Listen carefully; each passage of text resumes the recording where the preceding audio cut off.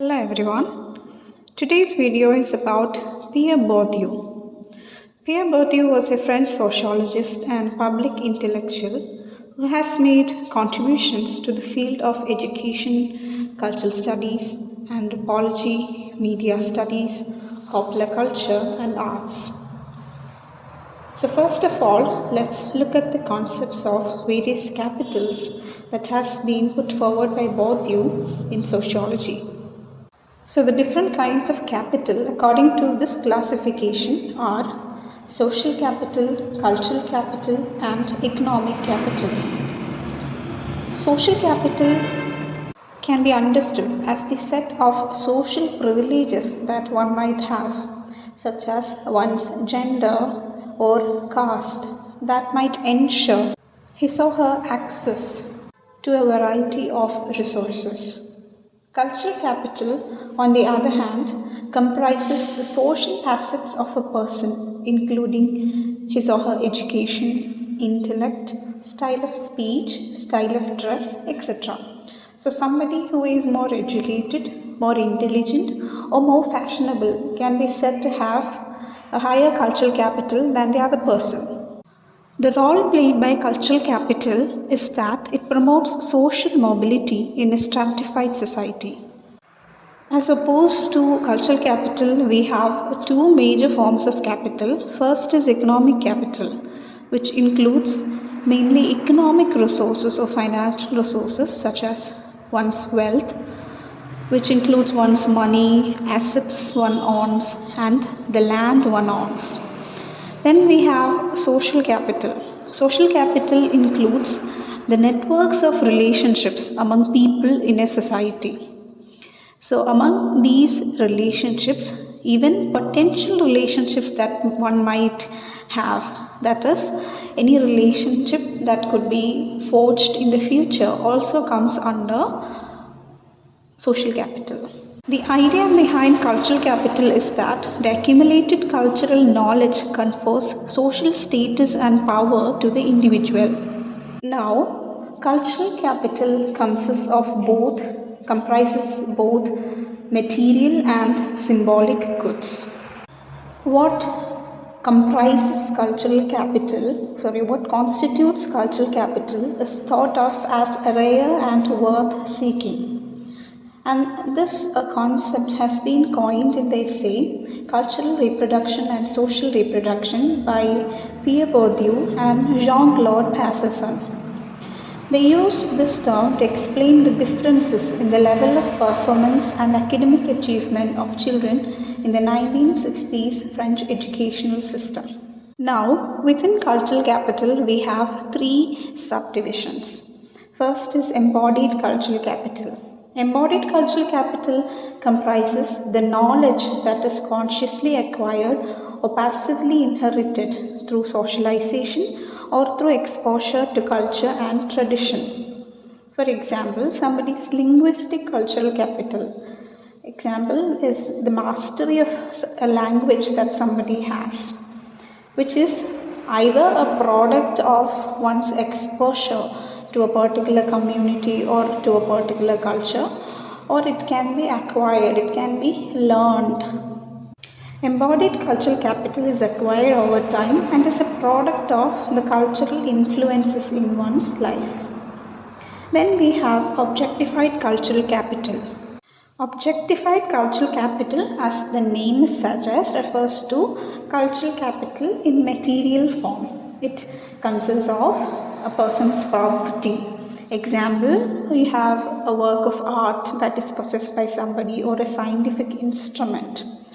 So if somebody owns a Da Vinci painting or somebody has a telescope at their house, it can be called an objectified cultural capital. So these can be used for economic profit. That is one thing. They could also be used for symbolically conveying the individual's possession of cultural capital by virtue of his or her ownership of such things. That is, selling these objectified cultural capital goods can yield some form of revenue or bring you some income. But on the other hand, the actual purpose might be more symbolic in the sense that by virtue of owning these possessions, you are actually exhibiting or exuding a kind of cultural capital that you have, which is gained by owning or possessing these things. It is understood from one's possession of a work of art or something, some other thing that can be considered as objectified cultural capital, is the capability of the individual to consume it. Not everybody is fit enough to consume such a good. And through the ability of the person to consume it or to understand its cultural meaning or its conceptual and historical foundations, it's being implied that the person possessing this particular good has a cultural capital, a certain cultural capital assigned to them. Then we have institutionalized cultural capital. Institutionalized cultural capital comprises an institutional or formal recognition of a person's cultural capital, which usually includes one's academic credentials and professional qualifications. So, such a capital plays a crucial role in the labor market, where one's cultural capital can fetch one a job. For example, my degree can give me my job. And it's also taken as an indicator of my quantitative and qualitative achievement. So not all of the institutionalized cultural capital should essentially lead to a job. It could also act as a symbolic possession that adds to my merit. Now, coming to Distinction, a social critique of the judgment of taste. So it was published in 1979 and is based on the author's empirical research, which was conducted from 1963 to 1968. So the text can be considered as a sociological report on the state of French culture. What Bourdieu primarily argues in this text is that those with a higher volume of cultural capital are most likely to be able to determine what constitutes taste within society. Taste here is not used in its literal sense, rather in a metaphorical sense, suggesting a set of aesthetic criteria that determines what is good and what is valuable in the field of art and culture. For instance, we have heard of the distinction between high culture and low culture. So this kind of criteria could be applied to almost everything in the spheres of art and culture, and some of them are discerned as high or superior, whereas certain others are treated as low or vulgar. The idea is that those people who have a lower cultural capital will accept the taste criteria that is being set forward by those with the cultural capital. So this kind of solidifies the social hierarchy and also creates a distinction of high and low culture, making one set of criteria towards culture and arts legitimate and natural. The lower class, which has a restricted means, are increasingly and perpetually unable to access a higher volume of cultural capital. They will lack the means necessary to do so. This could be the pertinent terminology to describe or the methods of understanding a classical artwork due to the features of their habitus.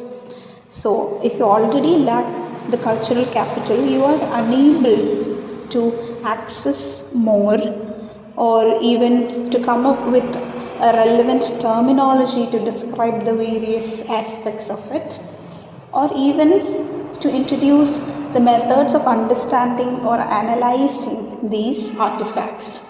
Bourdieu connects the idea of taste and cultural capital with social hegemony and hierarchy, such that the dominant class uses it as a weapon against the dominated class. So Bourdieu says that the acceptance of the taste put forward by the dominant class is a form of symbolic violence against the dominated class. So this kind of prevents the dominated class from defining their own world. So their we see that there are more disadvantages introduced in this context for those with less overall capital. It is also a Marxist viewpoint in that the suggestion that the working class aesthetic will remain a dominated aesthetic is out there.